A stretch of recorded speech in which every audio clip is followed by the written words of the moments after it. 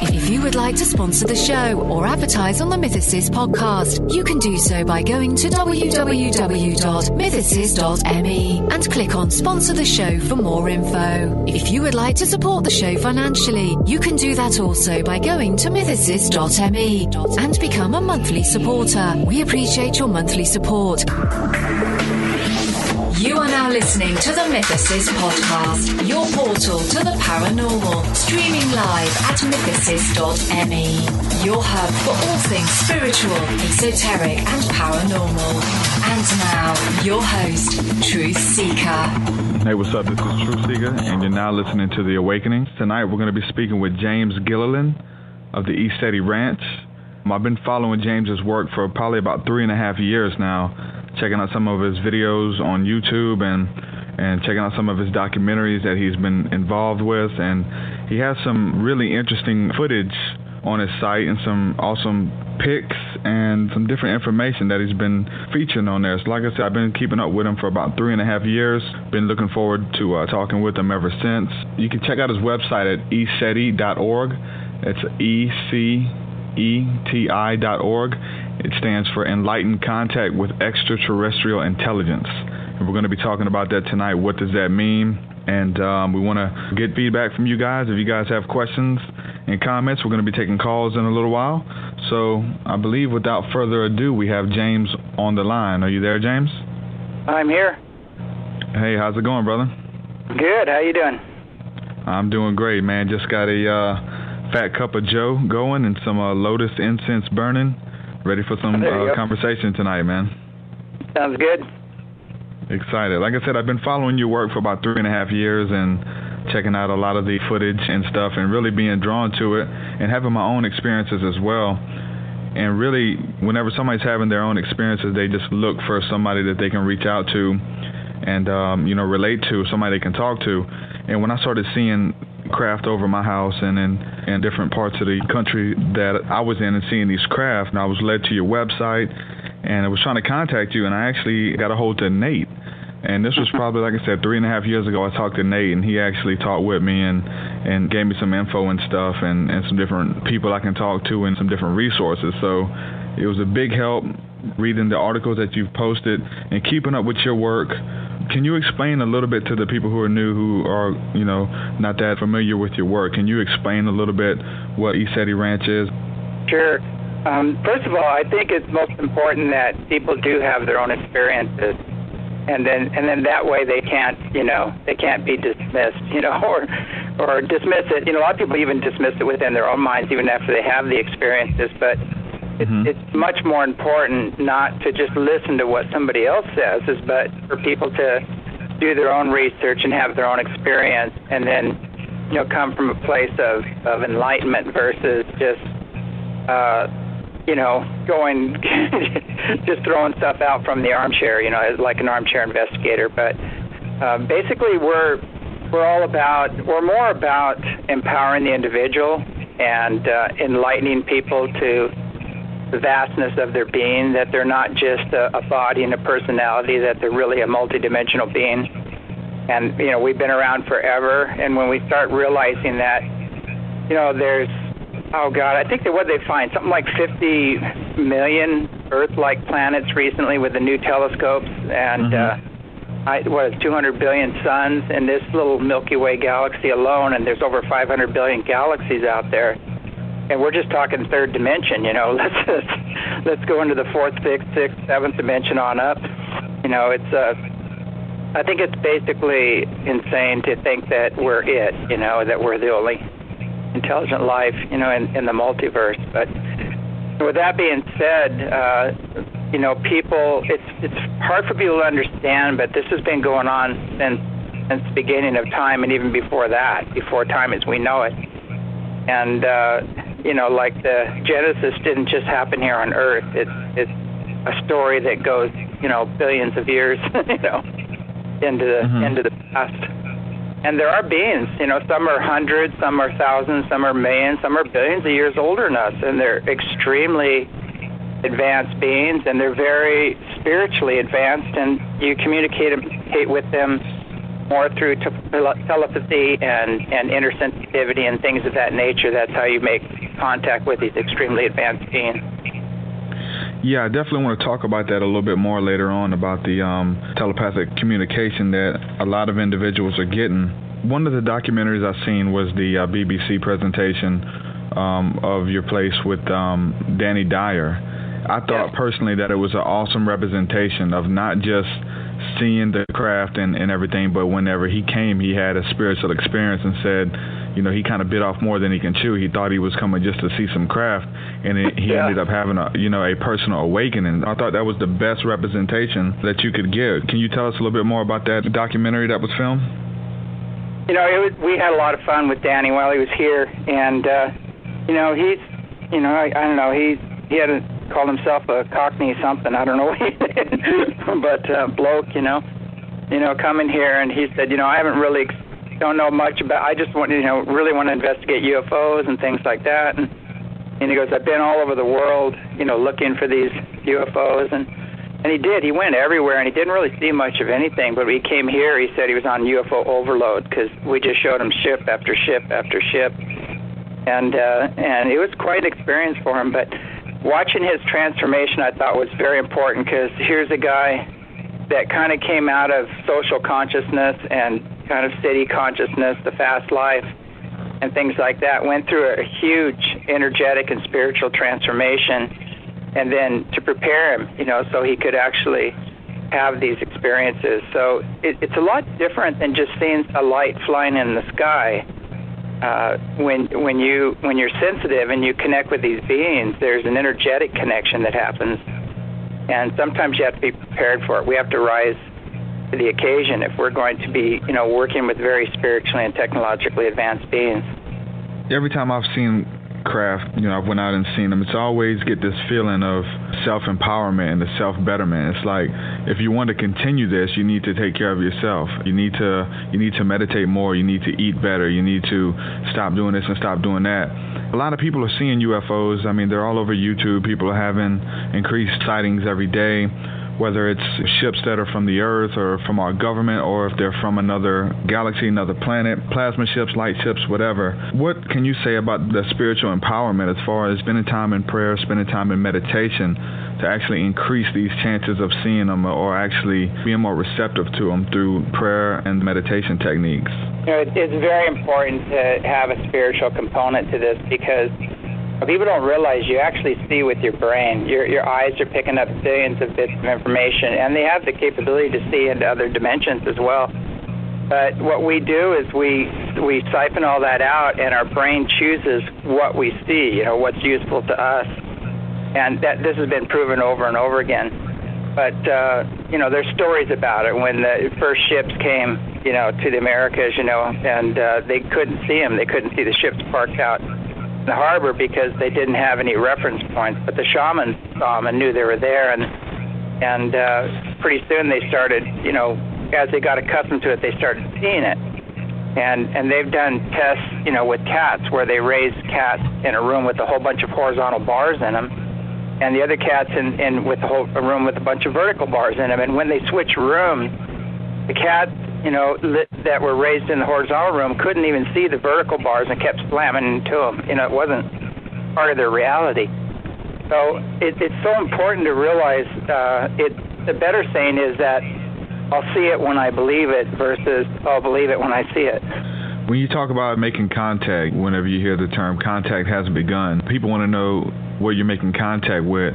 What have you seen that you're making contact with? I mean, because a lot of people, as soon as they hear it, they're going to think you're channeling, demons and things like that. There's a real negative connotation that goes with it. I mean, are we talking beings that actually live on another planet? Are we talking angels? Are we talking fairies? I mean, or just a little bit of all of it?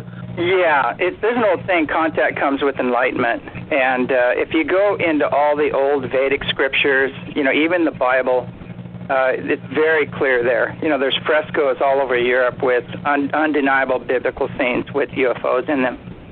So, this has been going on for a long time. And, there's cave paintings that are 7,000 years old with UFOs in them.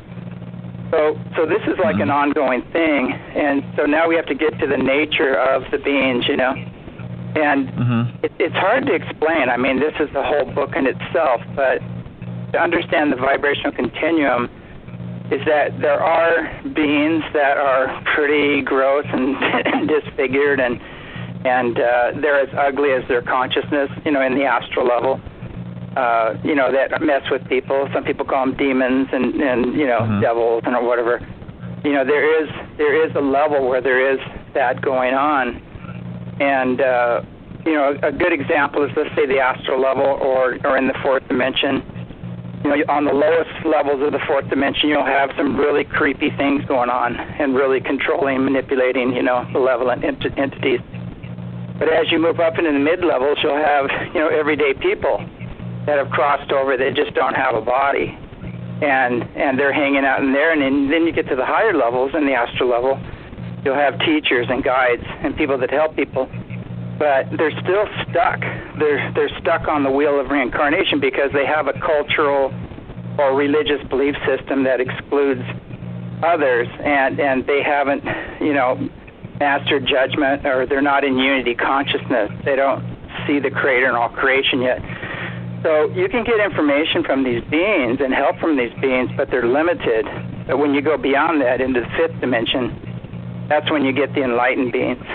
And some people could actually relate to the fifth dimension as the angelic or Christ consciousness. There's a lot of different names for it. And everybody has, every culture has names for it. But that's kind of what's going on. And so it's very important to learn how to heal unseen negative influences, how to maintain your self-authority, and to have, friends in high places if you're going to go playing around in these higher dimensions.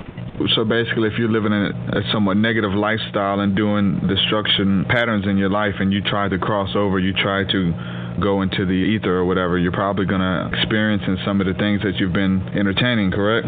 Pretty much, yeah. It's your consciousness will magnetize you to the plane that you resonate with. So if somebody's very angry and controlling and dominating and fearful or whatever, they haven't healed their past or released the past, they're going to go to a level that resonates with their frequency, and their frequency would be the sum total of the attitudes, emotions, and beliefs, that they're holding on to when they cross over. So it's kind of a perfect system if you really think about it. It's like, you're not going to see these really messed up, screwed up people get into the higher dimensions and make a mess there.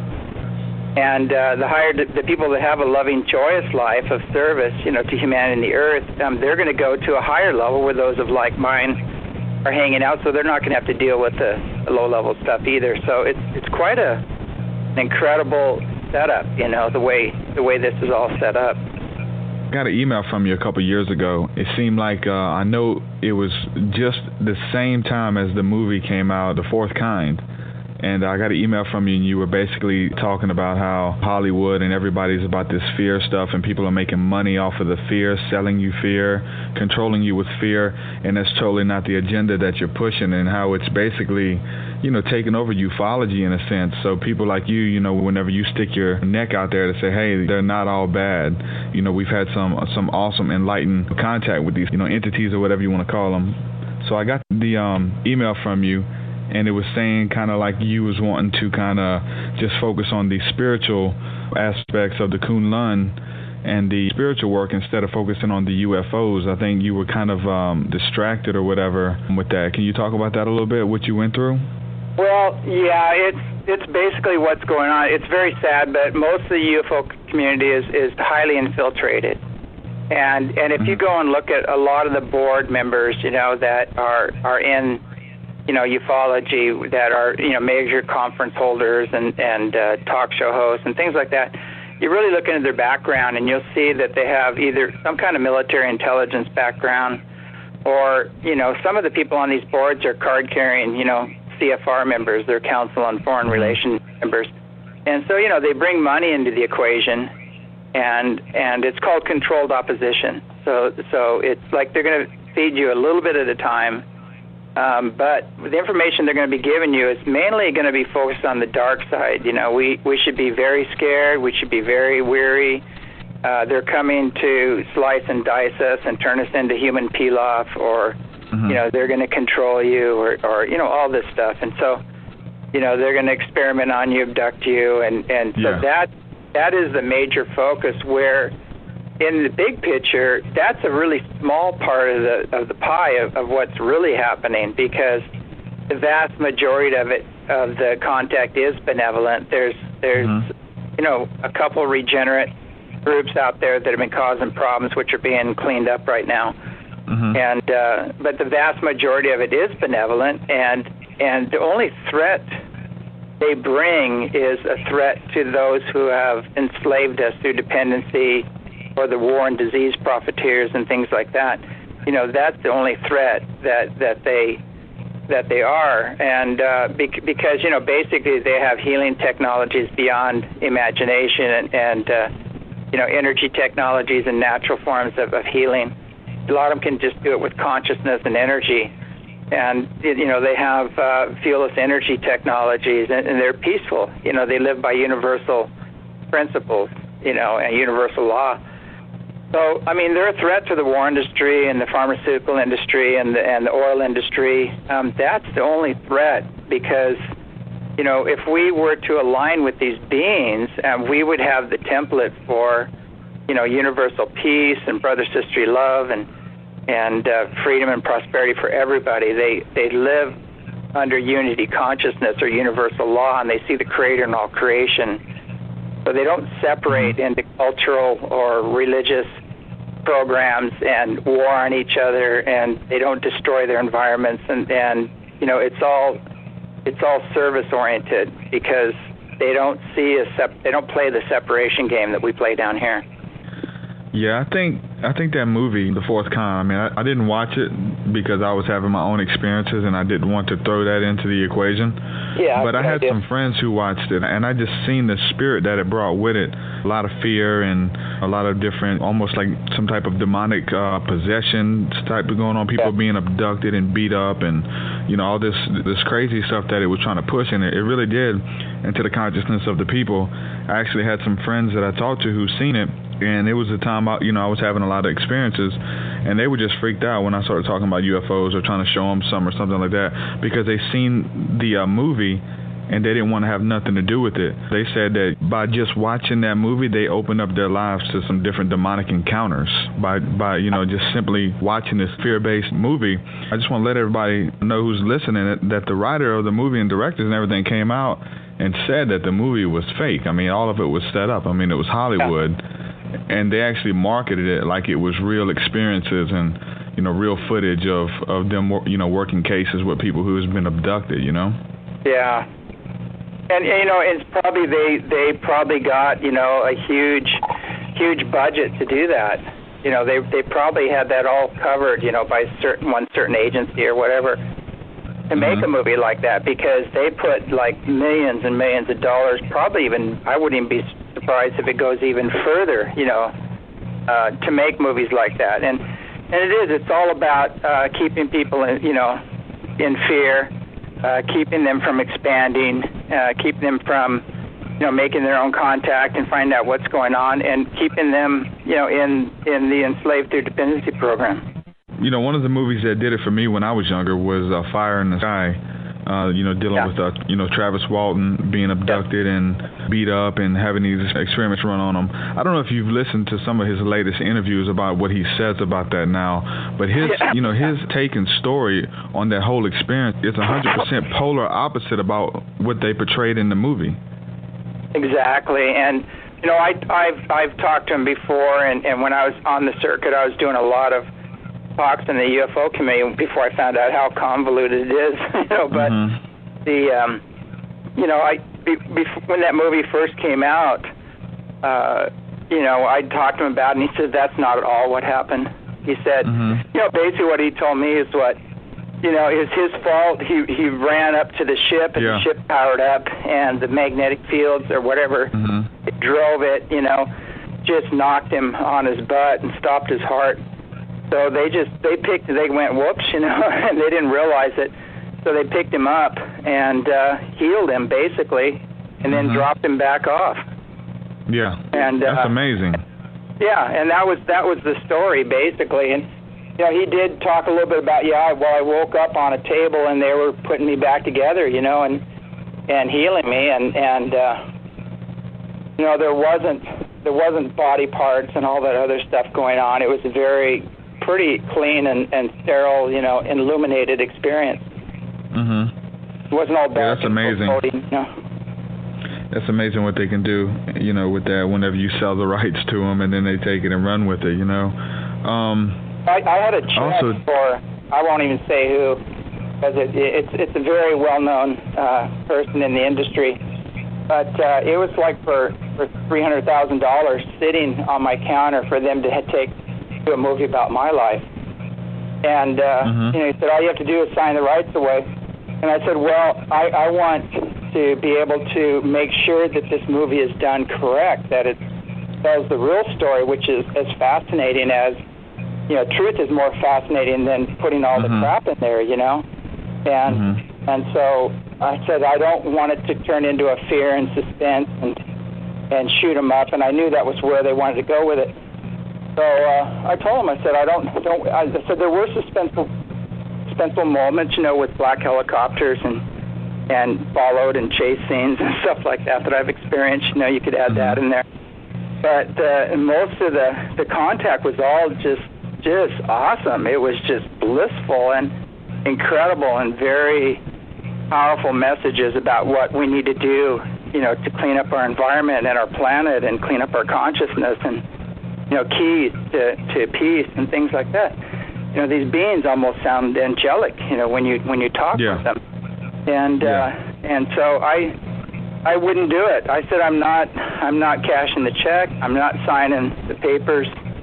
And they said, no way, we're not going for it. And I said, fine. Yeah. But I think, to me, it's more important to tell the truth. I'm not a real material person. I don't really care. It's much more important to get the truth out there and let people know that there are these beings waiting to assist us, but we have to rise to the occasion. Yeah, I believe, these are the same beings that are mentioned of in the Bible and the other holy books coming down from heaven to help mankind out. When it talks about the us, let us make man in our image, and the word God in the Hebrew Bible is translated Elohim, which is plural, means more than one. So, and it says, let us make man in our image. Our church doctrine will tell you that the us is the Father, Son, and the Holy Spirit. But if you're really reading the context, we see the us mentioned again when they're talking about the Tower of Babel, and then we see in Genesis 18 and 19 where the us came down, which is said it was the Lord, capital L-O-R-D, the Lord God Yahweh came down with two other beings, and they actually came down. That was the us that was mentioned of. They actually came down and went and had lunch and ate with Abraham and his wife and everything, and then went on to do what they had to do. I think it is mentioned in the holy books that these are the angels. When you look into the sky, when you see those lights, those are the seraphim, the fiery ones that are mentioned of in the scriptures. Yeah, I totally believe that 100%. In a fiery chariot, they spoke to the lights at the river Chabar. There's all kinds of things in there. Ezekiel is a very good one in there because it talks about how a shiny disc came out of the firmament. It had bronze feet like calves. It had fire and brimstone coming out from underneath it. And when it landed, it sounded like 1,000 rushing rivers. And then, out of it came the cherubim with wheels within wheels, with flashing lights all around them. And you look at this nowadays and you go, boy, that was a big ship that landed. It sounded like 1,000 rushing rivers and had bronze feet. Had metallic legs.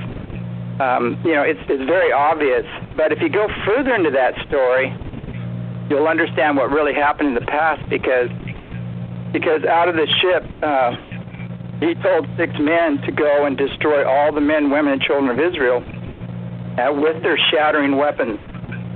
And so if you go into a city, with a shattering weapon, people go, well, that was probably a hammer or something like that. You go, 6 men don't go into a city and destroy it with a hammer. That weapon was pretty nasty. It was some kind of a sonic weapon or a laser or something like that. And And then then they told a man dressed in all white linen to reach into the bowels of the cherubim and pull out hot coals and spread them around the city. Well, and then it said, henceforth, anybody who comes there will die a hideous death. Their hair and fingernails will fall out, and there'll be food for the raven and the beast. So you read that, and you go, wow, some guy in a white garment, protective garment, grabbed hot coals, spread them around the city, and everybody died of what is obviously radiation poisoning. Mm-hmm. You know, so you're going, wait a second. Now this is the Old Testament. And so you've got, in the Old Testament, you've got this jealous, wrathful God who seemed to be flying around in this massive ship that forced people to worship him and children, you know, it was just unbelievable. You know, he went to the land of milk and honey, and they destroyed all the men, women, and children, bashed the kids' heads out with rocks and things like that. It's just incredible. Mm-hmm. Well, this is the Old Testament, and this is the God of the Old Testament. And that's what people don't understand, is that there's another prophecy where they said there shall come a great one that'll bruise the head of the one who bruised the head of man. And that was Yeshua, you know, ben Joseph. And there was 12 other masters and Yahweh that he was working with, and they came and they kicked out this other being that was the God of the Old Testament. And so now he brought a new covenant, which is an all-loving and all-forgiving God.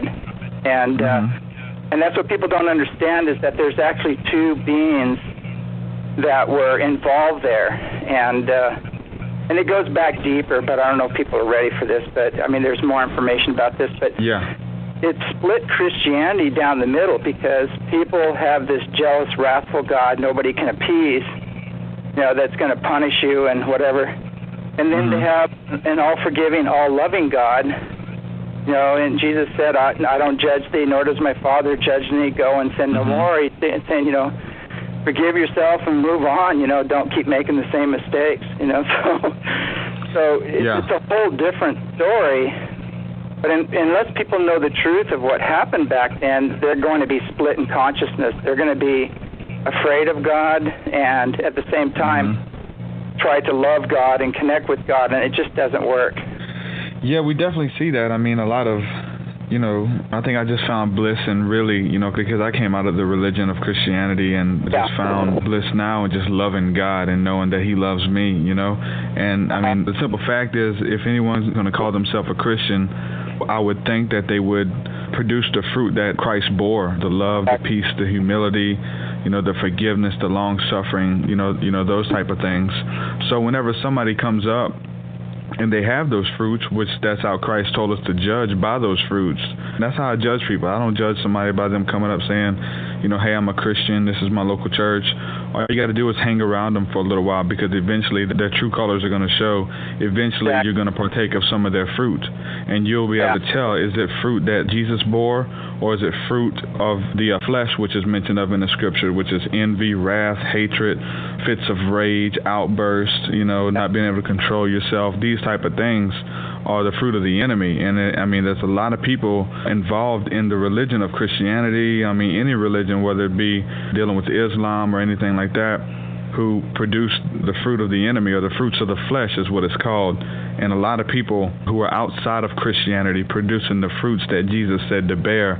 So that right there, once I started judging people by that, and kind of just judging situations by that, to see if they're doing what Jesus said do, because there's a lot of people, you know, actually keeping his commandments, which is love, way better than anybody preaching it from a pulpit. And that right there kind of makes you scratch your head, you know, and say, okay. Exactly. I've always felt that. It's all about frequency. And, you know, love and joy and bliss and service to others and things like that, that really raises your frequency. And if you live a life like that, you're emanating, you know, a really high frequency, and you're also going to go to a very high plane, you know, when you cross this one. And you're also attuning to these higher dimensional beings as well. So, you know, it's really all about frequency, but unfortunately a lot of churches teach fear and guilt and unworthiness and separation. And really, that's Antichrist consciousness. It's not, you know, that's the real Antichrist, when you are diminishing somebody, or you're creating a separation, or fear or guilt, all that separates you from the source. And, whatever name you want to give it, when people give it a name like Yahweh or Jehovah or things like that, these beings do exist. And the Elohim, is plural. It's gods. There are godlike beings out there, but we have to ask, who created them? Do they have a mother? Where did they come from? And get beyond that into the I see God as the one consciousness that encompasses all consciousness on all planes and dimensions throughout the multiverse, and it's just pure bliss, when you access it. Yeah, I think it's kind of funny that whenever you look up the root word for religion, you get the word bondage. Yeah, religion. It has people to fight against each other and everything. Yeah. It's so crazy, man, but it's a process that a lot of people have to go through, and hopefully whenever they go through that, on the other side, they'll be able to help people come out of that. So that's what I'm doing now. I'm just trying to help people come out of the bondage of religion. It's crazy. It's a deep trap. So many people who are involved in it, and obviously, just look around. I was a Christian minister in the church since 2004, and then really started having these experiences and stuff, and studying it through the Bible, and started talking about them. And then I was called a Satanist, and I was a Christian minister or whatever. People started demonizing me for talking about this stuff and pointing it out in the scriptures and stuff. So it's real crazy. You just got to understand that people demonize what they don't understand, and you just got to understand that. Yeah, it's black and white. Unfortunately, it's like what they know is white, and what they don't know is black, or it's good or evil. And unfortunately, the universe doesn't work that way. There's gray in between and all kinds of other levels. So, some people. That's what I think about too. Is some people out there is like, I don't expect everybody to be like Jesus, or Mary or the other masters. But at least try. You're gonna fall, and you're gonna make mistakes and everything else, but. The thing about it is, if everybody was a carpenter down here, all you'd be doing is building homes, with no plumbing or no electricity or anything else. So, you need diversity, and it's just all about being kind to each other, and eventually transcending all religious and cultural boundaries into unity consciousness. Just seeing the Creator in all creation. It's really that simple. But that's really hard when you have chains on you or you have goggles on that make you filter certain information a certain type of way. When you look at something, you see something negative or whatever the case is, it's real hard. You just take universal law or universal principles, and you can apply that to everything. And basically, it's all about universal peace and brother-sisterly love and freedom and abundance for everybody. Those are the basic universal principles, and unity consciousness. Seeing the Creator in all creation, or the law of one, or the sacred circle of life, whatever you want to call it. But you just apply that to everything, and you can just start throwing out the garbage and the limitations. And it pretty much is that simple. It's just all about being kind to each other and the planet. Kind of going back to the abduction phenomenon, I personally, after listening to a lot of lectures and stuff over the last couple of years, I haven't heard the term used to any cases of recent. Maybe in the early to mid-'90s, people were talking about abductions, and even before that. But now, whenever I hear anybody talk about UFOs or having contact, it's usually they call themselves a contactee or a UFO experiencer. I don't hear the term abduction anymore. That's because it's pretty much phased out. There was a group here, people call them the Greys, that struck a deal with the government, and that was way back in the day. And it was an exchange for technology, and they said, we need to snag a few people and do genetic experiments. And they're a dying race, basically, and so they bred emotions out of their race, and they're just, all they care about is knowledge, and that's why they have big heads and real spindly bodies. And they screwed up in their evolutionary process. And so they realized that they're atrophying, they're a dying race, and so they're trying to breed emotions back into their race. And so they were using our genetic stock, in trade for technology, and they weren't too cool about the way they were doing it. They were trespassing on a lot of people's free will and things like that. But that's kind of phased out now, and the higher benevolent ones are here now, and they're saying no more. And the government is very involved in that too as well. So, and they learn from their mistakes and realize that the beings they're working with weren't honoring agreements and took way more people than were expected, and a lot of problems came out of that. I also wanted to talk to you about the mountains. There's a lot of information about mountains. I've seen a lot of your videos with lights coming out of mountains and UFOs on top of mountains and things like that. Whenever I look in the scriptures, I see Jesus going to meditate, or, I see him going to pray. And it actually says he goes into the mountain and he goes on top of a mountain. And whenever we look at the Hindus and the Buddhists, they go into the mountain to meditate for hours, and they go on top of mountains to meditate for hours. And then we see footage of these different lights and spirits, or whatever the case it is, some of the stuff you are showing. I mean, what's the connection there? Well, a lot of times the mountains are areas, they always talk about the wilderness, and nature doesn't judge you. You're away from all the psychic turbulence and all the other electromagnetic turbulence and everything else, and you get up in the mountains and the air's clean and fresh, and it's just a really high energy place to go that supports your own evolution, your own spiritual evolution. Nature is just awesome if you can get out in nature as much as possible. But that's pretty much what it's all about. And on top of that, a lot of the mountains have bases within them, and they're not what you think they are. If you could go into them, you'd be amazed at all the different beings that actually live within the interior of some of these mountains. What's some of the techniques that you can suggest for people to do if somebody hears us talking about this kind of stuff and they want to know and they want to see UFOs, it piques their interest, they want to make contact with the angelic? What's some stuff that they can do? Because a lot of people get discouraged because, they hear these conversations and they've never seen anything, so it makes them doubt. We talked about how somebody can have their own experience and then they would know. They wouldn't have to believe somebody else's word because they know for themselves. What's some stuff that people can do before they go out to an open sky or a field or anything to actually look and see? Yeah.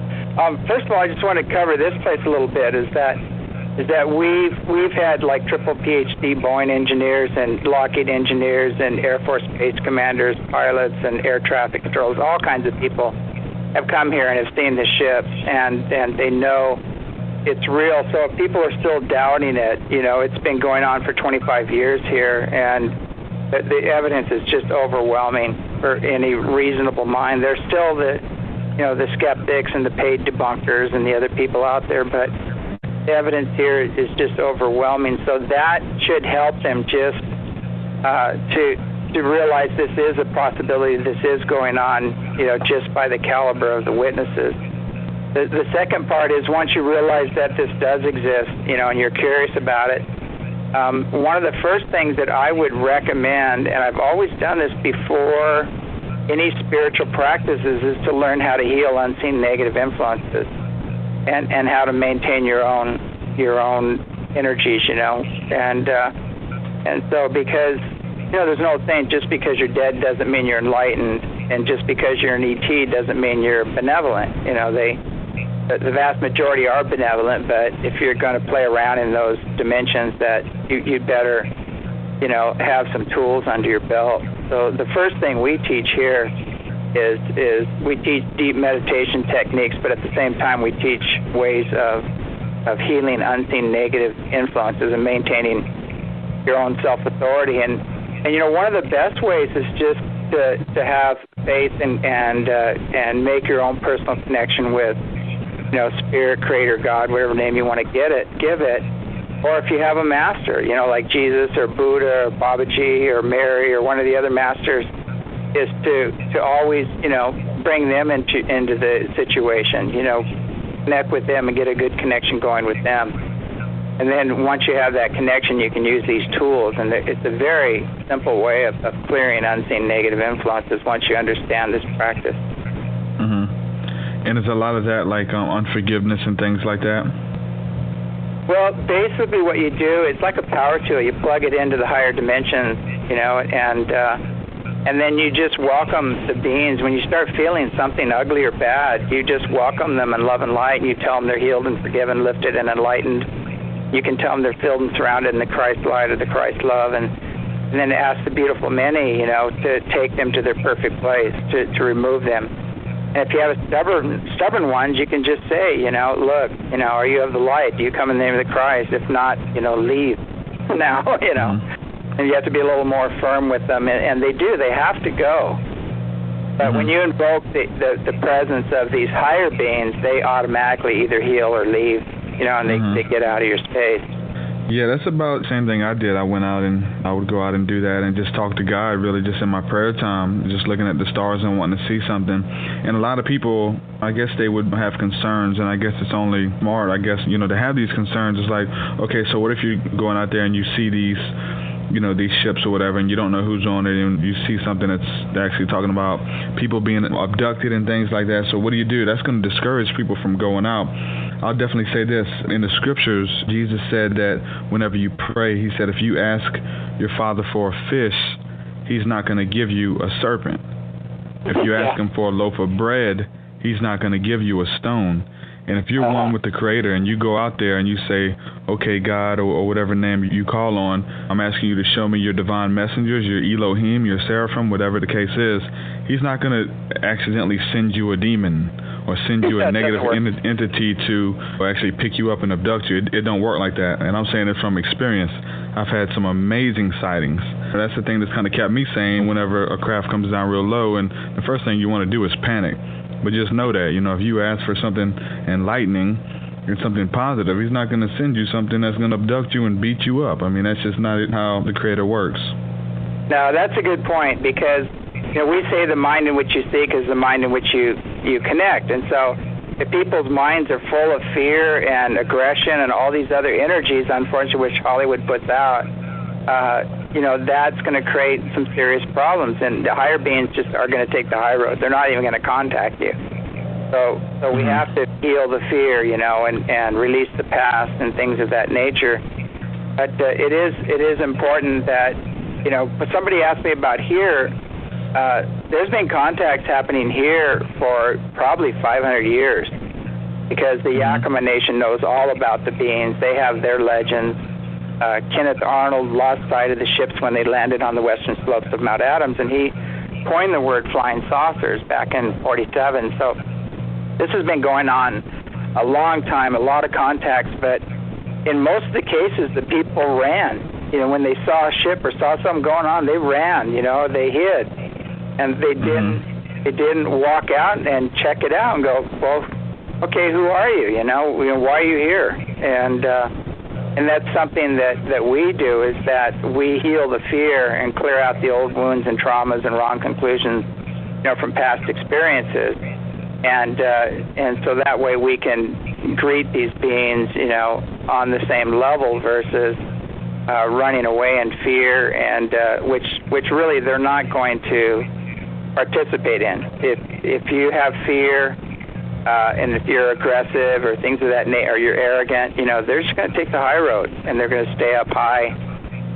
But if you lose the fear and you send love and joy and bliss out to them, and you're sincere and you say, I really want to know, I want contact, I want it, and they, I want benevolent contact. I want somebody that's going to enhance my life, to help me understand, the greater universe or whatever else. Just that's some real clear intention before you do it, and that's what you're going to get. Yeah, I totally agree. I think that should be everybody's prayer anyway. Everybody who's seeking to know God and to know about Him is just asking for help. Well, look, we got a couple calls here. You mind taking a few calls? No problem. All right, we got a call coming from Georgia. Not sure who this is. You there, caller? Yeah. Yo, what's up, Derek? Hey, what's going on, man? Hi, James. Hi, how you doing? I'm doing great. Sounds like a contactee. Oh yeah. Yeah. Actually, I have had spiritual contact. My awakening was December of last year, and I'm just gonna be real short about a couple of experiences. Actually, three experiences. Although I've had more. My first encounter was when I found out that I was a starseed, and you know that I came from different planets, and I got my third eye. That was the first chakra that was activated, and I was told I was from Sirius, and you know when I started channeling, it didn't freak me out, but it did make me nervous a little bit, and then like the more I kept thinking about them, and the more I got comfortable listening to Daryl Anka channel Bashar, I started listening to some of the things he was saying.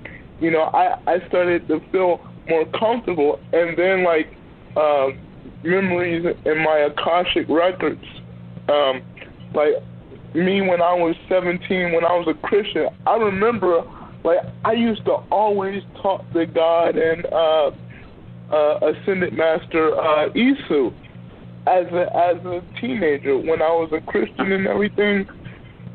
And so actually my first encounter was with Bashar, and I've had two lucid dreams. My first one was when him and his wife, they were both sitting on my bed. I can feel their feet and everything on my bed.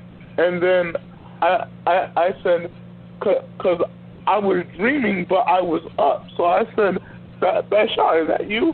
And he said, yes. And I said, give me a high five. And he slapped me a high five.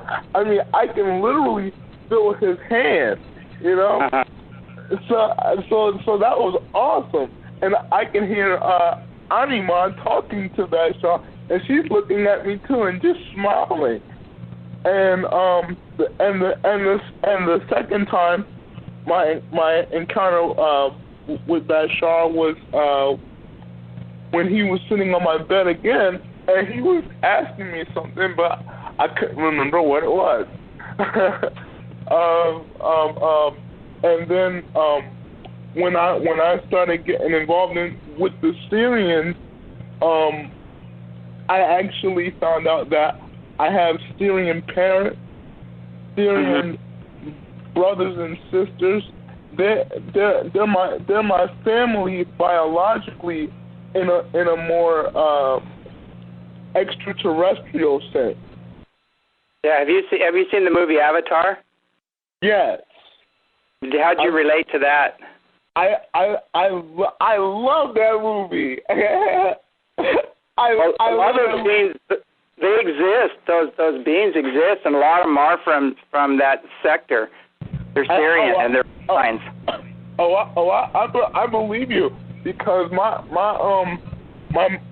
mother, my Syrian mother, her name is Suwaja, and like she comes and visits me all the time, and then Ja and Jonah, they come and visit me all the time. Even my Syrian brothers. So it's like when I get excommunicated from my family, and like they make me upset, they always come in my bedroom to give me comfort. Nice. You know.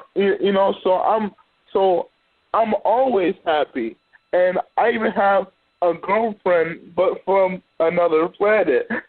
But that's a different story. And then there was one time where my grandmother on my mom's side, she passed away, and I was almost to a point where I was gonna give up, esotericism,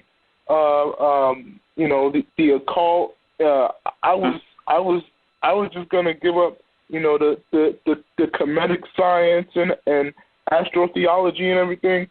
Mm-hmm. And I was just about to drop it until one day I felt the presence, but I didn't know what it was, and I found out it was her because a friend of mine was helping me channel her, and my grandma said that she was proud of me because I was becoming an authentic man, and that she loved my heart, and the only thing she wanted me to do was treasure my mom, because in my grandma's own words, my mom loved me dearly.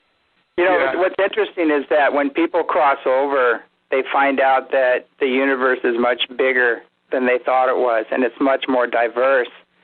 And it's not just about, people getting a cloud and a harp, it's a lot bigger than that, and a lot more diverse. And they'll come back and they'll tell you, boy, I had no idea, how vast and awesome, the other planes and dimensions are, or the heavens are.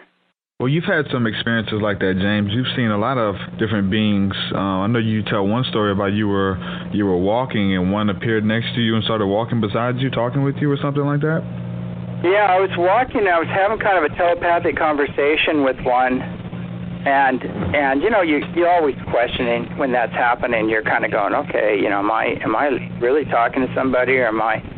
And it was a beautiful information about, just how we need to just keep loving each other and stop judging and on the planet and take care of our planet, and things like that. And that they're very concerned about us and everything. And all of a sudden she just phased in, and she was walking right next to me, and she had a real tight, kind of a bluish silver jumpsuit on, almost like a spandex, very beautiful, blonde hair, Nordic looking. And then she just kind of phased out again. But I just went, whoa, that was interesting. And she just showed me herself for a minute, and then she kind of vanished again. But I've had a lot of encounters like that where they will drop in from another dimension just so I can see them and know that they're there and know that they're with me. And it helps reinforce the telepathic contact that's going on. Let me ask you this. How do they feel whenever you're trying to make contact, when you're trying to live a, set-apart lifestyle, and you do have these negative things in your life that you're doing, whether it's an addiction, whether it's drinking or drugs or whatever, your addiction is? How do they feel when we keep doing these things over and over? Are they for the most part rooting for us to overcome like the negative things in our life? I mean, do they stick around whenever we're doing something bad, or how does that work? Well, they've pretty much mastered patience, or they wouldn't be here, because they would have given up on me a long time ago, I'm sure. Some of the stuff I've done, but I think about that. I asked one of the beings that her name was Blajee, and she's a Pleiadian, and she's about 2 million years ahead of us in evolution. And, she's come back in time, and she's a master teacher that's 2 million years advanced from us. And, I asked her, I said, well, we must look like monkeys, to you, compared to you. And she said, no, we understand our past, we know our history, and we just don't look at you that way. We just see you as we're like your elder brothers and sisters, coming back to advise and guide you, but we're not here to do everything for you, but we're just trying to get you to make the right choices and go in the right direction, inspire you. And then I asked her too, it's really interesting because I'm like a archaeologist, or I wouldn't say, I'm trying to think of the right word, but I was digging into I'm into a lot of psychology and things like that. And so I said, well, I'm trying to understand, what would happen if we connected, if we were in a relationship? And it kind of goes, not going to happen. And so I wasn't offended by that. I go, no, I'm trying to understand the dynamics on what would happen, because, you've transcended, jealousy, fear, all those programs, that bind people, and you're beyond that. You just love unconditionally, and I'm just saying, how. And then we started a conversation about it, and she said, your cultural training or whatever, or indoctrination, you'd have to let go a lot of that, because she said in a telepathic society, there is no lying, and there is no jealousy, and there is no, love is love, and we don't have all the boundaries that you have to deal with. And so she said you'd have a lot to overcome. And so it was a really good understanding about that on how our culture works. Is there's so much of it is based on fear and control and contract, and it's not free, and it's a lot of it's just, the whole thing is based on fear and controlling somebody else because of fear, and signing contracts to get people to behave in a certain way that might be totally contradictory to their soul and their soul evolution. So it was quite an understanding, on their culture versus our culture. You were talking about the telepathic communication. I've had the contact for a couple years now, and I've received messages telepathically. Can you explain a little bit how that sounds, or how you would get that? To me, it's more like that still small voice that you get, almost like a knowing, or almost like you're talking to yourself, but it's like the intuition in a sense, but it's coming from somebody else. Can you kind of go into detail a little bit about, how that sounds and how you should respond if you hear that? We explained it perfectly. Usually what happens to me is I'll get a strong feeling, and then my ears will start ringing, and then it's almost like an opening in my inner ear, like an expansion, like a whoosh or something. And I go, they're here. The ships are here, and my body reacts to it. My left side starts really tingling when the Pleiadians coming in, or if the Andromedans, or there's an Orion Council of Light, and those guys, if they come in, my right side starts activating. So most of the Pleiadian energy is feminine. It's more of a matriarchal situation there.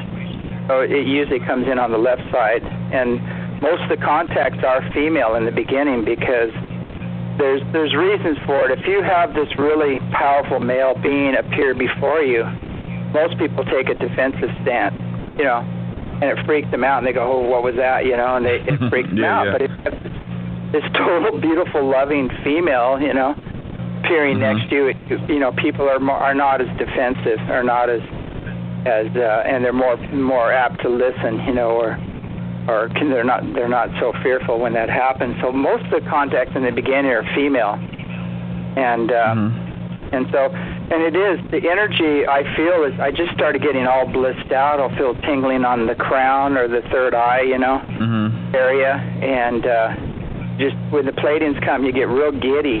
The energy gets real giddy, really, really high. And when the Andromedans come in, who are mythologically known as archangels, because they're 8 to 10 feet tall and they have magnetized light bodies, they're huge beings. When they come in, boy, it's just like down to business energy. It's not. It's loving, but it's very, very get on with it.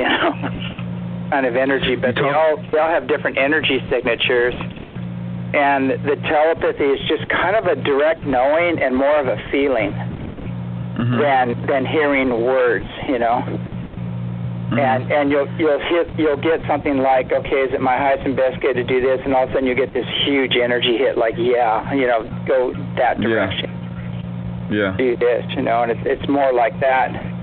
Well, if I really spend time and sit and focus, I can get a lot of information, with them. But I have to get into a meditative state. And I usually, the best place I get information, believe it or not, is in the bathtub. Yeah. Because you're in a nice, warm, water conducts energy. It's a very safe space, and I can go into really deep meditation in the bathtub, and that's where I've had a lot of my experiences are out in nature, like sitting up next to a tree or something. There's a lot of people having a lot of different synchronistic things going on in their life. Have you seen that to be connected with the ships as well? Like maybe if that when one's close by or anything like that, or they're trying to tell you something when you see the synchronistic stuff? Is it something that we should pay attention to? Well, they bring people together all the time, and they bring people here. They guide people up here a lot, you know, to get understanding of who they are and what their star family is and why they're here and things like that. And they don't really tell you what you're supposed to do or things like that. They don't work that way, you know. But they'll give you insights, you know, as to who you are, why you're here, and why the things happen to you in your life, and how they prepared you for where you are now. And they're very good at healing the past and letting go of old wounds and traumas and things like that. So that's what we focus on mainly here, is teaching techniques to make your own contact, and also healing techniques to, you know, heal any wounds and traumas and wrong conclusions from past experiences, and then help people make their own personal contact once the blocks are removed. Okay. All right, we're going to take another call. I believe I have a call from Illinois. Is this Matt? It is. How's it going, man? Pretty good. Welcome to the show. Thanks. I had 3 quick questions. First off, how have your views and beliefs on the origin of this earthly genetic strain of humans changed and evolved since contact began in your life? As far as DNA shifts and patterns, I just mean like the origins of Earth humans. Oh, okay. Yeah, I have a different view. There's, you know, people have the Sitchin view where the gods, you know, came down and they manipulated a knuckle dragger, you know, to create a slave race and things like that. But that's only one part of the story, because the Earth's been colonized many times, and she's gone through cataclysms where people had to start over, and you know, major, super advanced, very spiritually and technologically races have been here on the planet. You know, they built the pyramids and things like that, you know, which weren't done with slaves, you know, as much as they'd want you to believe. But and they're very old. They're much older, and they're finding pyramids below the pyramids, and even older cultures. So, but we've come and gone. There's been many star nations that have been here on the Earth that have created colonies. Atlantis and Lemuria were Palladian colonies, or Mu, that were here. You know, that happened after the Anunnaki came and did their thing, and then the cataclysms came and wiped out most of the people. But you know, you hear those stories in the Bible where the sons of God saw the women of men to be fair and took them as wives and things like that. So we're a real mixed genetic soup down here of the Star Nations and the Anunnaki and the Neanderthal guy that was the knuckle dragger that was jumped up. So we're a real diverse genetic soup down here, as well as all the plant life too, and animal life here as well. A lot of that was brought in from other Star Nations, and you know, the old program they're taught in school about, you know, random mutation and evolution and stuff like that just doesn't add up when you look at the diversity that's here and the timelines and things like that. Before I go into the next question, do you happen to know any of those the plants or animals that are not native to this Earth but that were brought in from other systems? Like, do you know any offhand? Well, you know, I tell you an interesting story I was told. I connected with this being, and her name was Plumaria. And I go, why? I go, you have a name of a flower, you know? And she said, my dad created that. And these beings are thousands of years old. And she said that her dad was tinkering with genetics and making the different types of plumaria tree and the flowers and things like that thousands and thousands of years ago. And you think about it, you go, well, wait a second, these guys are living, 2,000 or 6,000 years, some of them, you know, it depends on their evolution. And this is a fifth dimensional being, you know, that I don't know how long their lifespans are going. And she's Palladian, you know. I'm just going, this is all tying together now. Why? I'm understanding why she would have a name of an earth flower. when I heard that, I questioned it right away. I said, well, why would you be, if you're from the Pleiades, why do you have the name of a flower here on Earth? You know, so I think the plumaria tree is one. There's probably all kinds of things that have been brought here and tinkered with, and the different varieties of things have been tinkered with. I couldn't be specific on all of them. Wow. What are your best recommendations for trying to get the attention of unidentified craft and to attempt to get them to land and say hi? I think the best one is to set the intent and meditate on that and put it out there that you'd really like to connect, with the benevolent ones. Be real specific about it and focus on love and joy and bliss and send it to them. You could be specific and say, I want to meet, the benevolent Pleiadians or the Andromedans or whatever. But you have connections on a soul level, that you have soul family groups, that you might be more connected into the Pleiadians or the Sirians or the Arcturians or one of the other groups. And so, if you find yourself staring at the Pleiades or the Orion system or something like that, you might be more connected to those. And there's a lot of bad press about Orion. Everybody says everything negative comes from Orion. Orion's a huge system, and there's a lot of different races there. And the Lyrians actually colonized that system a long time ago, which are us, basically. And so they're one of the root races that go throughout Orion. But there's a lot of wars in Orion, and there's a lot of stuff that happened there with some tall grays and reptilians, and that didn't turn out so well. Out of all the various crafts that you have experienced and observed, including the ones in higher dimensional trips, what is the approximate ratio that between artificial, mechanical, metal craft and movable, organic creations, or even higher or spiritual, pure spirit chariots? Yeah, the higher beings use ships that are either living. The ships are actually conscious themselves and they're organic, and that allows them to move through dimensions and jump dimensions, just like our bodies are actually a ship itself, and we can take this body and actually jump dimensions with it. And people have a hard time understanding that, but lamas and yogis have been doing that for a long time. They've been bilocating and jumping dimensions and things like that. But and there's ships that are just pure energy, and there's energy beings on them. There's ships that are magnetic light ships, and the beings have magnetic light bodies on them. And then there's ships that are just pure consciousness.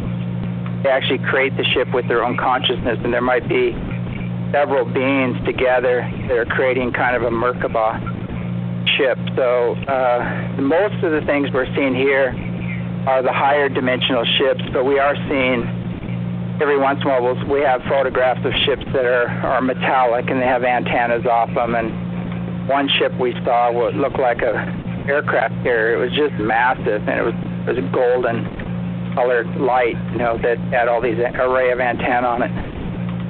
But we've seen everything here. We've seen pyramid ships, cylinder ships, just every color, like purple ships, pink ships, green ships.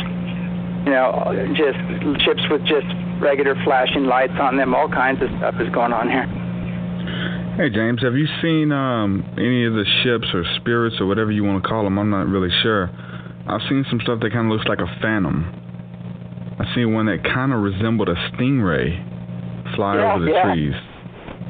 I tell you what's interesting is that Dave Schrader with After Dark Radio, I think it's called After Dark Radio, came out here, and he was blown away. And we saw this ship fly over us that looked like a stingray, and it had the fins like undulating, and you could see through it.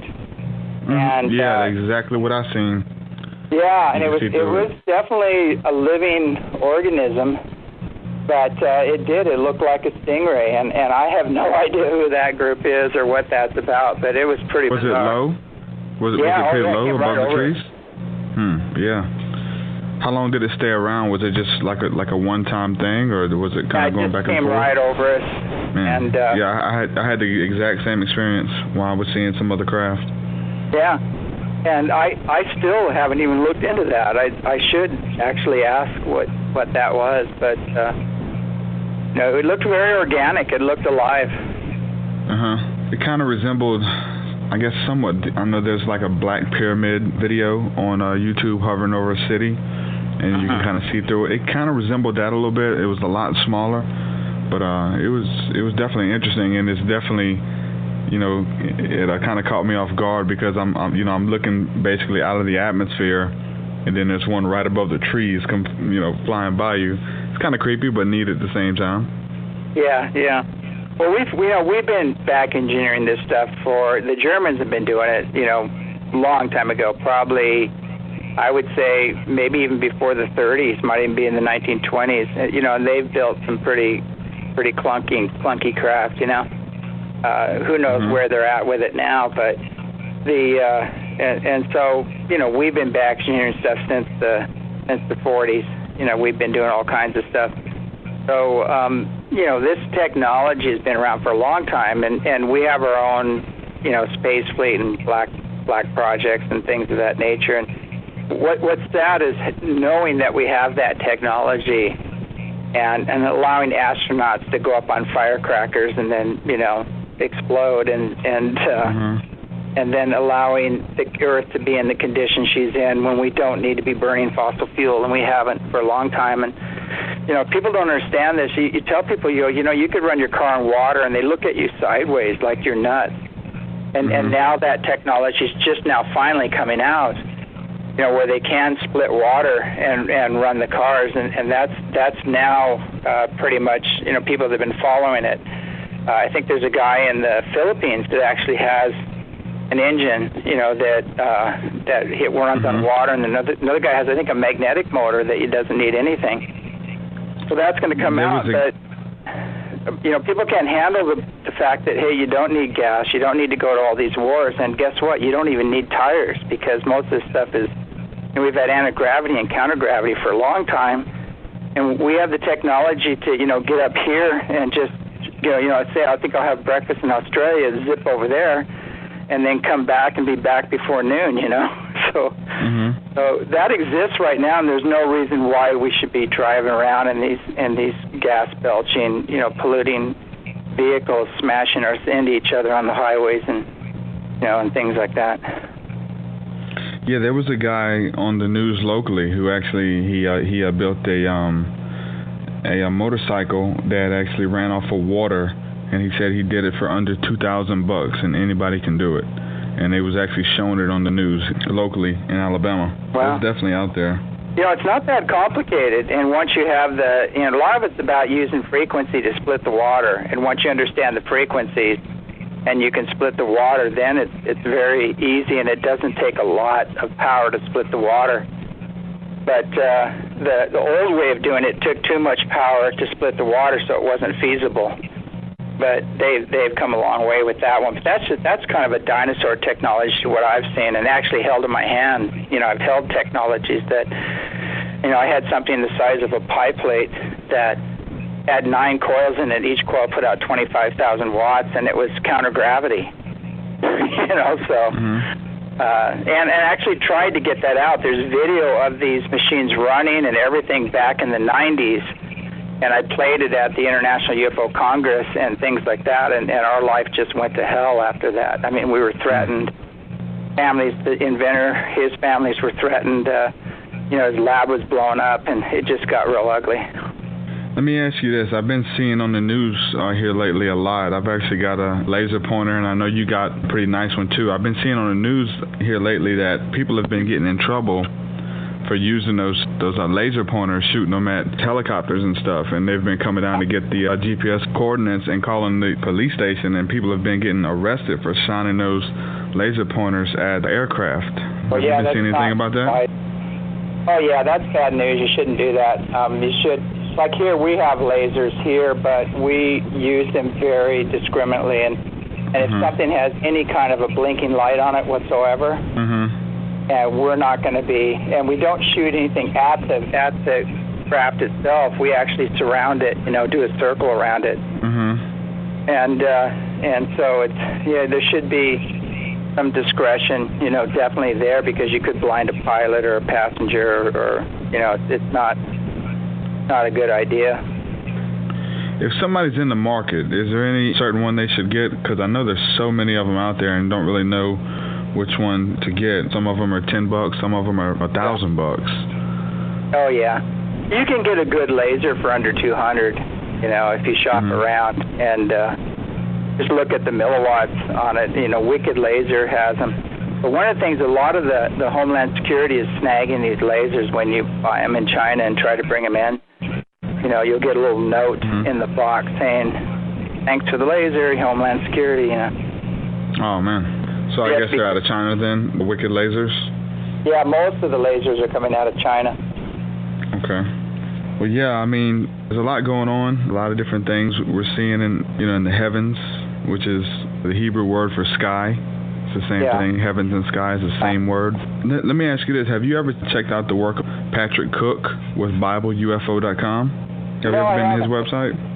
No, I might have. I'm not sure. Has he been around for a while, or? Yeah, he's done a little bit of stuff on ancient aliens. Definitely, he's a biblical theologian.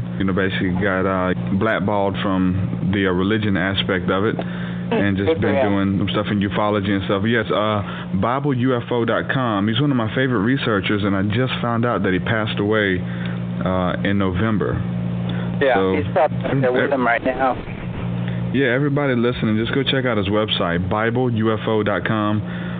Anybody who wants to look it up, have anything as far as UFOs and psychokinesis, telekinesis, and things like that, that's actually mentioned in the Bible. He has an awesome website, hundreds of pages on there. It's an awesome site. Definitely just wanted to plug that.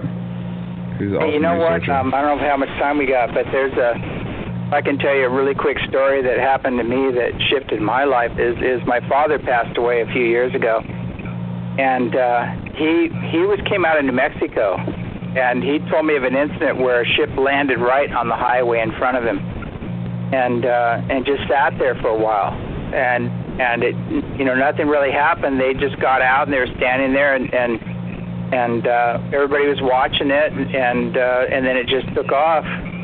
And he used to point UFOs out to us, but he was a dentist, and he didn't want to lose credibility and things, so he just never talked about it to others, but he told us about it. And my grandmother was involved in Roswell and things of that nature, so they all know that was a real event, down there. She knew the first responders and the sheriffs, and when they saw the ships, and when they came back after that experience, she said they couldn't even hold a coffee cup, and they were white as a sheet, and their hands were shaking, and she said that doesn't happen when a balloon comes down. But she knows the real story, but we've had it all of our lives, but not really pressed on us or anything, just open to it. But when he died, his last words, believe it or not, were "beam me up." And he took a long deep breath and he said, "Beam me up," and then he was gone. And so I'm sitting there going, why would he say "beam me up"? I go, this is bizarre, why, like "beam me up, Scott." He always had a sense of humor, kind of. But I went outside and I took pictures above the house, and I got the film developed, and there was this beautiful turquoise light chip right over the house when he crossed over. And so, I'm just going, wait a second, maybe heaven might be a lot more complicated than we've been told.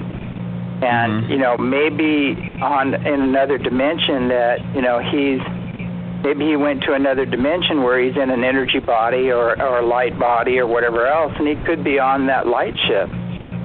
And I really started kind of thinking about this, going, I had to start realizing that, maybe the angels may not be, just wearing wings, and robes. Maybe they have light ships. You know, maybe the other mansions, you know, of God we don't know of, or the other kingdoms might just be some extremely advanced beings that have extreme technology as well, and work with the energies of creation, and maybe they've mastered a lot of those energies.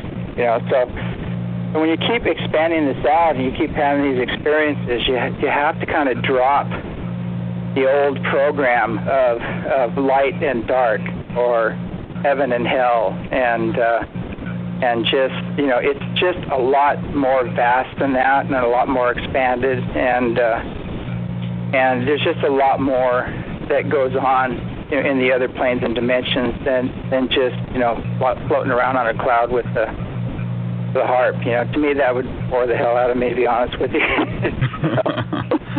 Yeah, there's some different footage of NASA in space of just what looks to be like different lights just shooting in every direction. Some of them are going, stopping, making 90-degree turns, stopping and speeding up and doing all types of crazy things. And I mean, there's hundreds of them in some of the videos. A lot of those are just energy ships or light ships. It's full of it out there. Space is, you know, full of it. There's beings walking right alongside of us, and we don't even know it. They're just outside of our ability to see them. You know, they're in a different position in the electromagnetic light spectrum, and we can just see a little small portion of visible light with our own eyes, but there's all these other things happening right alongside of us that we just don't have the ability to see.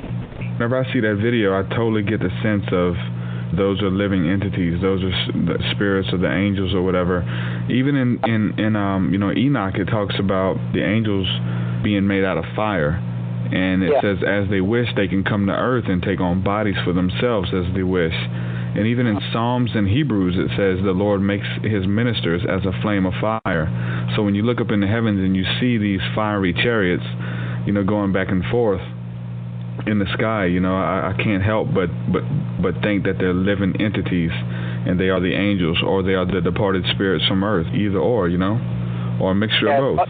All connected. There's you know, beings that here they just phase in and out. And we had a Japanese monk here that he was very adept, and he spends, you know, he does 21-day retreats, no food, no water, in a cave, just to heighten his ability, his spiritual abilities. And he came here to the ranch and actually took some incredible photographs. He took a photograph in the self-mastery class of Mary appearing right over the group. And he didn't even know who she was. And I saw him take the picture, and I see him going, oh, he's all excited, you know, and I go, what'd you get, you know? And I went back there and I looked at it and I go, oh my God, you know, it's on the website. And then he got pictures of these 12-foot tall feline beings, like six-dimensional feline beings that appeared, and he got a photograph of Kuan Yin. And one of the beings I work with, which is an ascended version of Ezekiel, actually, and who ascended, he actually soul merged with a feminine energy by the name of Cassia, and ascended to the you know, he's like a seventh dimensional being. And so I asked him, I said, can you meditate and ask Ezekiel to come to you and take a picture of him? And so he did, and he got a picture of this huge golden ball of energy with wings coming out of it. And you know, and he's out there just laughing and just all blissed out. And he showed me the picture, you know. So what's interesting is that, you know, we're actually getting hard evidence of these higher dimensional beings appearing to us, and during some of the transpersonal release sessions, the counseling we do here, we can actually now videotape the energy of the beings coming into the room. And it looks like a golden tornado of light, you know, and everybody's bodies pixelate out and turn into white light. And that's on the website, too. Yeah, I've seen that. That's amazing. One thing I wanted to ask you, hoaxers, have you ever had people contact you and try to tell you their stories or whatever the case is, and they were just maybe doing it as a prank or trying to pull one over you or sell a book that you just knew was not legit? Oh, yeah, a lot. And you can feel them, you know, you can feel the energy. I've had people actually corner me in an elevator and just try to sell their experience or their book, and right away my inner sensitivity buttons were just going, this does not feel right, you know. This isn't really. And then later on they're proven to be a hoax. Yeah. They wanted me to sign on to it and support their work, and I just said, I'm sorry. I said, you know, that's your experience, and I totally, whatever is going to come out of that experience is good for you, but it's not my experience, so I can't really say it happened or didn't happen because I didn't see it. It's not my experience. And they got really upset at me for not promoting their book and not signing on. And I just said, well, I can't.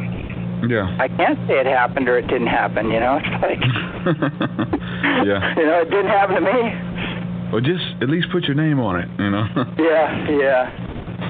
And I've written forwards for people that I do believe in, you know, that I do believe are really sincere and that are service-oriented people and trying to help, you know, awaken humanity and the earth. And so I have written some forwards for certain people. There's somebody in the chat room, and he's mentioning the caller from the tape that exposes Area 51.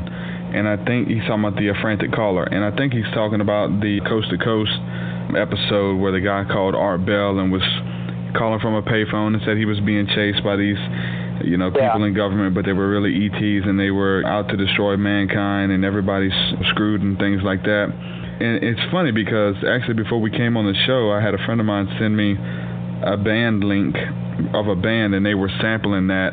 And there's actually been a couple bands that did it. Tool did it. You know, this other band he sent me. But, you know, just for everybody listening, I want you guys to know that was proven to be a hoax as well. That was fake. Yeah. You know, a lot of people like to push that like it's this, you know, crazy thing. And like the guy was telling the truth. But, yeah, the guy came out. That was actually a hoax. That was a joke. So. Yeah. Sometimes I'll have stuff on that's just cutting-edge things, you know. And I'll put it out there, but I'll put a disclaimer on it. And I'll say, look, you know, this is what's going around the net. We're going to look into it, and but you know, we'll get back to you. And then I get all this hate mail, you know, like that's a hoax, that's this, that's that, you know, and I can't believe you. And I go, hey, you know, we're a newsletter, and we need to put out what's going around, and we're going to do some research on it, and a lot of times what happens is people will do the research for me and show me where, you know, where this was hoaxed and things like that. But, I mean, there's some really good hoaxes out there that you know, it looks really legit and real. And a recent one was in Japan where they had this footage, and it looked good all the way up until the ship landed and the gray got out of it and was standing there. And then you're going, God, this just...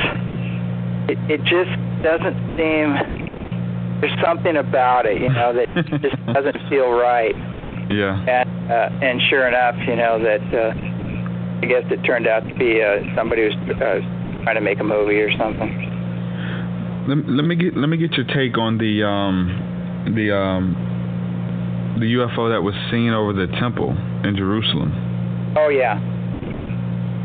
Yeah, that was definitely real, and then a lot of CGI came after that, and that's what they do, is that they'll have real footage, and there'll be a lot of witnesses and things like that, and then they flood YouTube and whatever with fake ones just to muddy the water, to bury a real event. But I'll tell you what really happened there is that there were some beings, and they're from Sirius, that came in, and they actually changed the whole frequency of that area. And that area with the Wailing Wall and the Dome of the Rock and everything is so steep in religion and separation and the old images of fearful God and, you know, wretched suffering and all that, just that nonsense that creates separation, the heavy old programs, that they had to go there and they had to totally change the frequency of the area and set a new template in there. And that's what all that energy was about the ship. You know, when those energy bursts were going off the ship, they were changing the frequency of the area and unlocking all that old program that's keeping people, you know, in separation and warring and things of that nature. We got some people in the chat room. They're wanting to know, what do you see in the future for America? Boy, that's a tough one. If we, people need to realize that there's two Americas, and there's the United States corporation America, which is a mess. I mean, they are just there to control and dominate and extort, and they're not in our highest and best good. And then there's the Republic, the original America. And if we can restore the Republic and get out of this, Uniform Commercial Code, or UCC program, and get back into the common law, we can really make some huge leaps and bounds. And that is being done on other levels. There's a lot of people working on that legally, trying to do that legally. They're really trying to push us into a civil war. The powers that be want the civil war. They want to create the chaos, because out of chaos comes their program, So that they have that problem reaction solution. So they create the problem, we react to it, and then they come in and solve it, So anyway, I would be very leery about. I believe we need to maintain the Constitution and the Second Amendment, and we need to get rid of that NDA, that where they can grab you anytime, anywhere, and keep you indefinitely, and you have no rights whatsoever. We need to get rid of the Patriot Act and all of these things that are unconstitutional, and restore our right to privacy and our right to freedom of speech and our right to assembly. They can't just keep bringing out the agencies and beating people and arresting people for assembling and speaking their voices. We have to go back to the original Bill of Rights, and those are divine rights. It's not the Constitution that gives us those rights; it's the Creator. And we need to get back to, like I was saying, universal principles, and universal law, and then things are going to look great. But as long as the banksters are in control, and if they keep going down that road, it's not looking good at all. Unless the people have a huge awakening, and that's what I kind of see happening. I'm hoping for an evolution, versus a revolution. And if we do have a revolution, I'm hoping it's a peaceful one, and that we can do it in a way that's in the highest and best good of everybody. I think it's really going to come from a higher power with some help. That's actually going to have to change it, because the guys who are running things now, new or older guys, it's just not a good thing right now. And I think for a while I was about the peaceful, people, rising up peacefully and things like that. But I really think that we kind of seen all we're going to see of that with the whole Occupy movement. People coming together in unity and peaceful change and things like that. And we see what happened. The cops come in at 2 a.m.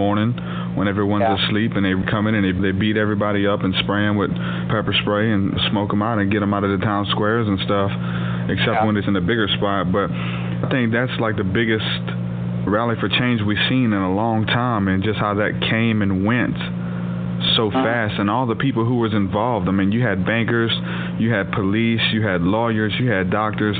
Everyone was involved with that, saying, look, we need a change, and the way the system is going now, we need to change it. And it caught the media for a while, and it seemed like, a good thing, but then we see how the media took it and actually spent it and said, these people have no agenda, they're just hippies everywhere, and nobody knows what they're doing, there is no leader, blase, and just kind of, kind of demonize the whole thing. And I think that was like the closest thing that we were and are going to see as far as a peaceful protest, or, to rise up, Well, it's going to happen again and again. I'll tell you what's going on the higher levels is that there's grids, grids of consciousness and energy. And the old tyrant grid, whatever you want to call it, the three-dimensional grid that they've been running is just falling apart. And the tyrants are not frequency specific to where the Earth is evolving and going, and their program, their grid, you might say, it's holding their world together, is collapsing, and it's imploding in on itself. And a lot of them are having physical problems and just dropping. They're having heart attacks because their hearts are constricted. They're having all kinds, they have all this anger and because the livers are failing. They're having all these serious problems right now because they can't even maintain their physical bodies, with the pressures that are coming in. And there is a huge alignment coming on with the galactic plane or galactic core, which is what the 2012 thing was about.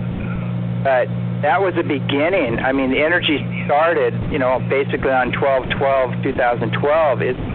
It's the beginning of a massive shift and evolutionary leap that we're in right now, and it's going to get real crazy up till this summer. There's going to be a lot of earth changes and things of that nature happening very quick, and a lot of social economic changes. So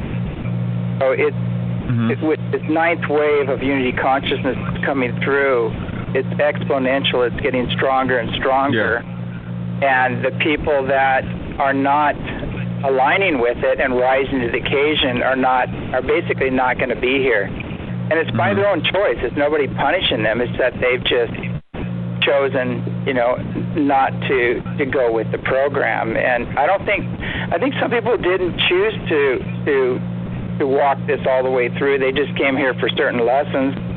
And some people chose to walk this all the way through and help as many as they can. And so on a soul level, there's all kinds of things going on, but I just don't see any possible way that this old guard is going to continue, or business as usual.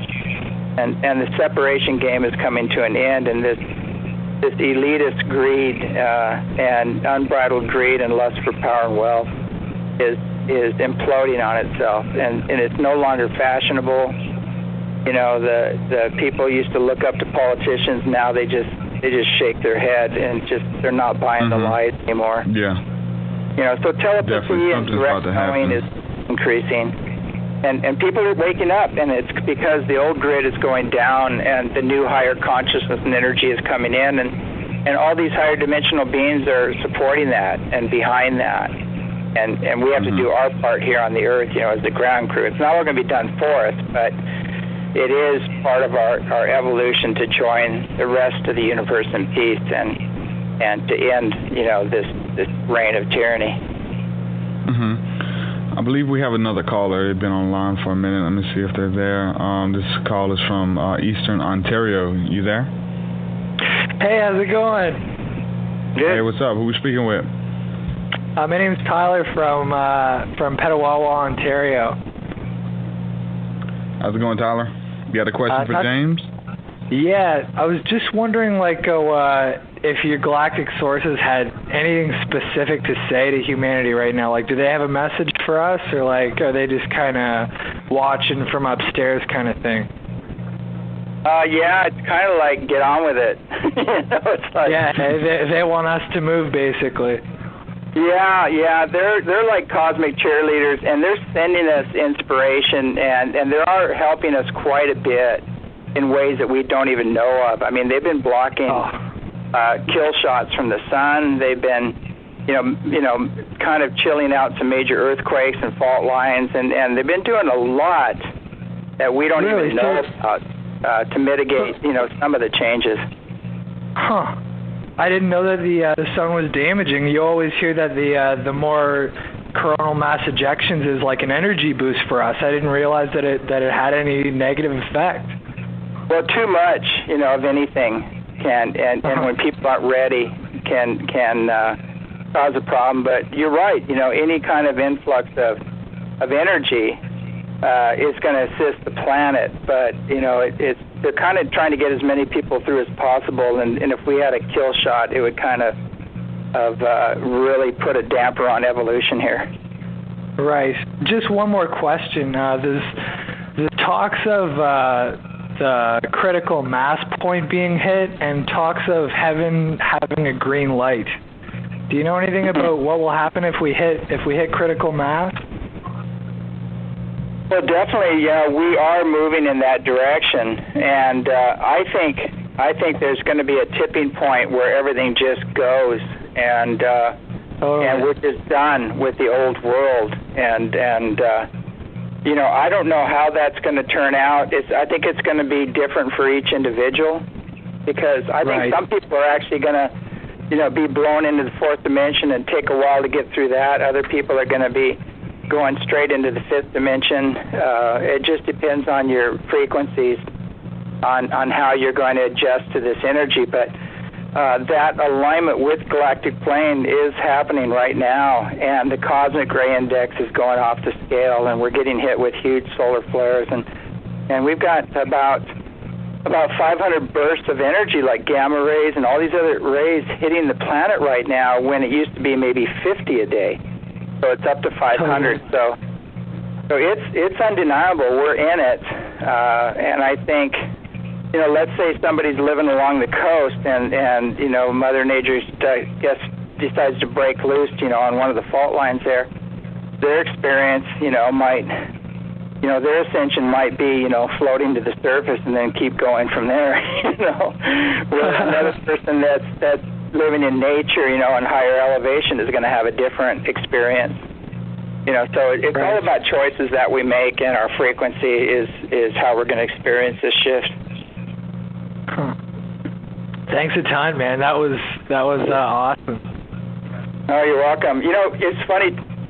What I was hearing from one of the masters said, some of the people are going to be hit by a brick, and others are going to be hit by a feather. Yeah, with these, and it depends on your frequency. And I think the masters are going to get hit by a brick here, real soon. Imagine. Thanks so much for everything, man. That was awesome. Oh, you're welcome. Thanks for calling in, man. Totally, man. Peace. All right, brother. Yeah, James, that was awesome. That was a good call. Let me ask you this: with the spiritual work that you guys are doing at the ranch, can you tell us a little bit about the importance of breath work, and as far as getting into meditation, or is there an importance to it? There really is. There's a lot of techniques. A lot of them come out of the yoga practices that can help.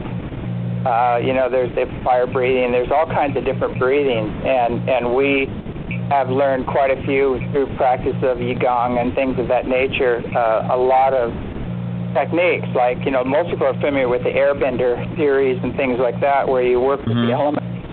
Oh, yeah. And we teach that here. We teach a lot of those techniques here, and we've been doing that for quite some time. So I think all of those practices, like the Qigong and yoga and breath work and just getting out in nature as much as you can, and meditating is they're all helpful. And you just have to choose. It's like, when everybody's going up the mountain, they all take different paths, but they all end up at the top. It's the same way. So there's many paths up the mountain. Yeah. Just choose one. And with me, I've chosen most of them. I've done most of the paths. Yeah. And with a lot of different cultures. I studied, Native American spirituality, and I studied, and from India I did yoga for like 11 years, and studied with yogis, and I studied with lamas, and studied all the different ways. And what I found out is I had different names for the same thing, and everybody comes from the same source, and everybody returns to the same source, and that's pretty much the bottom line. You can't get away from that.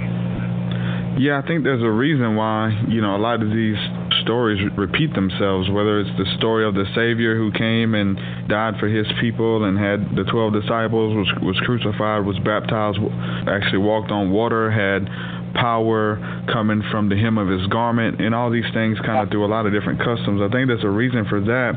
And not only that, I think, there's a scripture that says, in the last days I will pour out my spirit on all flesh.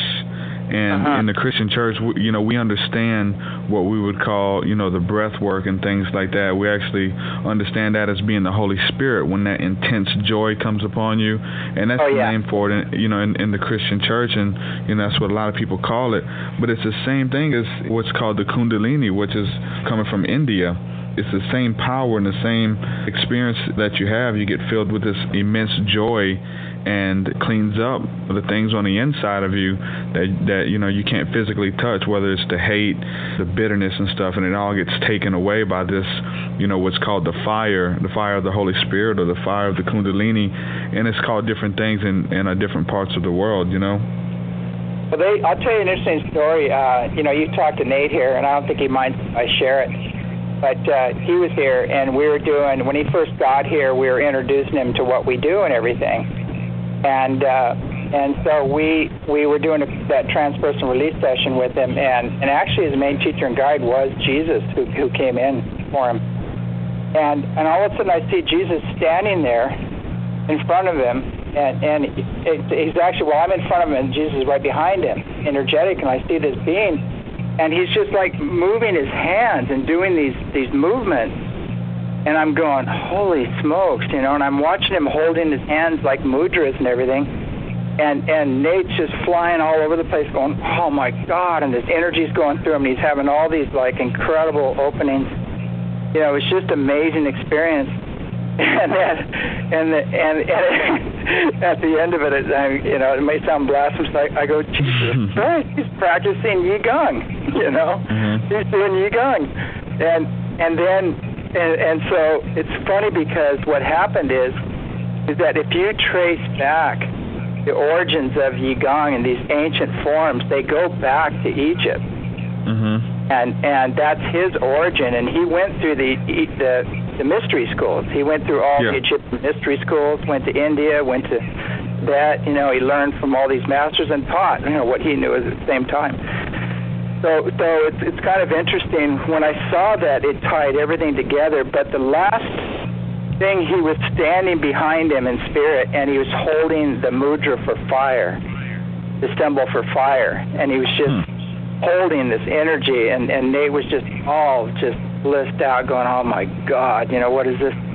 And then so I go, wait a second. Then I thought about it, and it said, in the Bible they talked about John the Baptist, and he said there should come a great one, and he'll baptize through fire and spirit, not by water, but through fire and spirit.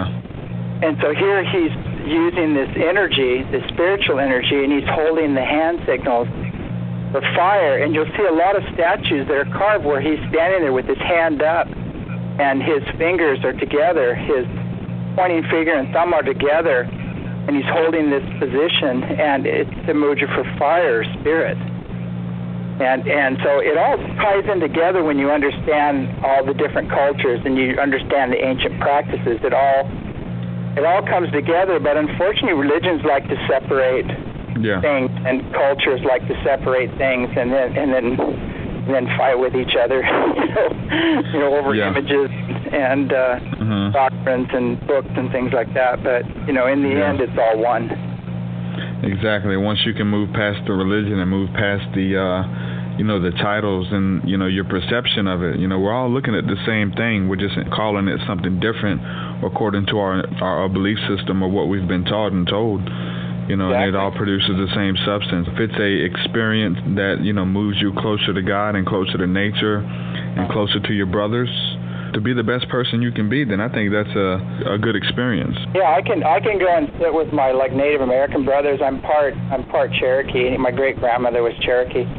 Or I can go sit with the Tibetans, and I can do meditation and prayer with them, or I can go hang out with the lamas and the yogis, and I can be at peace at all these places, and actually participate and have incredible experiences, at all these places, and that's really where we need to get. And once we've done that, then we can start joining the rest of the universe, because if you can't handle the diversity here, with the different skin colors and cultures and religions, if you can't master that and be at peace with that, how are you going to do that, in these other realms where beings don't look anything at all like us?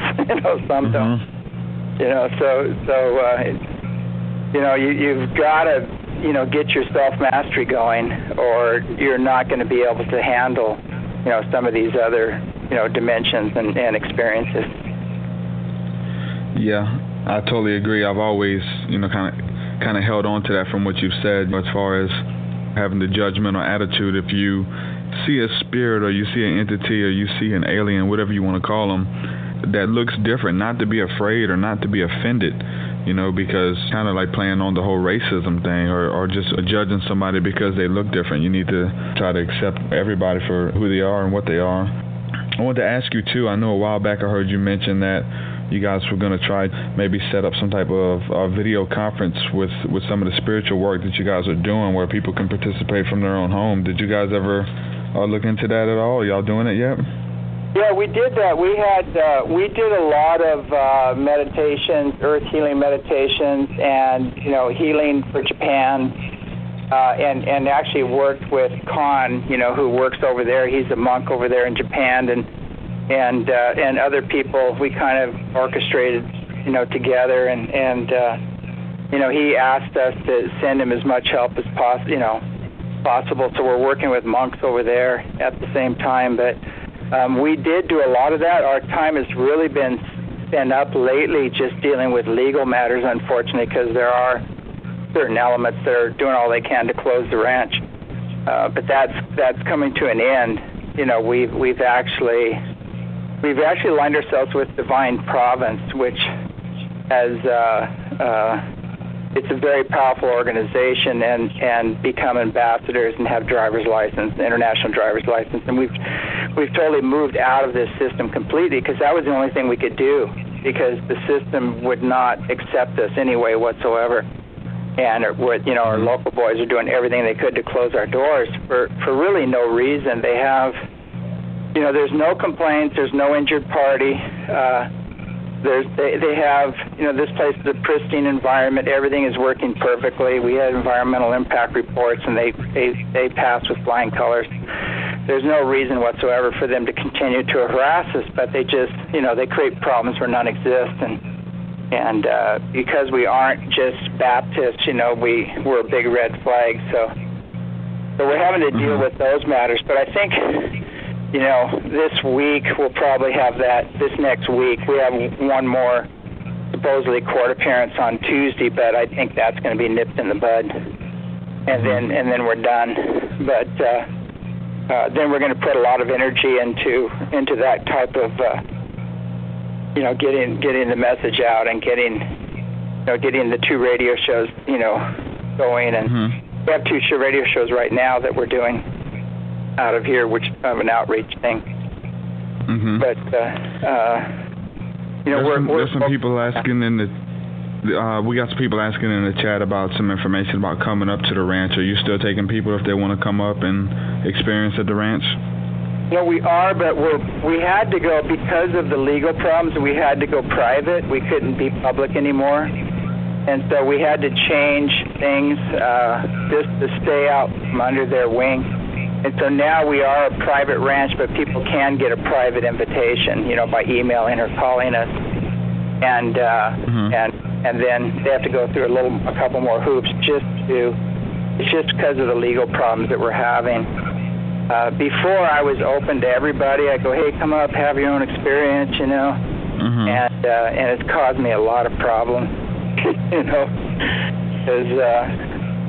for some reason this society really frowns on people just being loving and kind and allowing and helping people have their own experience and healing. There's for some reason our powers that be now take a dim view of that. Yeah. It's very unfortunate, man. I appreciate all the work that you're doing. Like I said, I've been following your work for probably, 3.5 years now, ever since I've been having experiences and turning people onto your work and everything, your videos. So definitely keep up the good work. I appreciate you calling in. Yeah, definitely. And I love your work too. And I've watched a lot of your the videos that you're putting out and everything else. And I think it's awesome. Keep up the good work. You're definitely divinely inspired. Hey, that means a lot, man. I appreciate it. I don't know if Nate showed you, but did he show you the one that I used from your Coast to Coast appearance? I used a little sample of you at the end. Did he happen to show you that?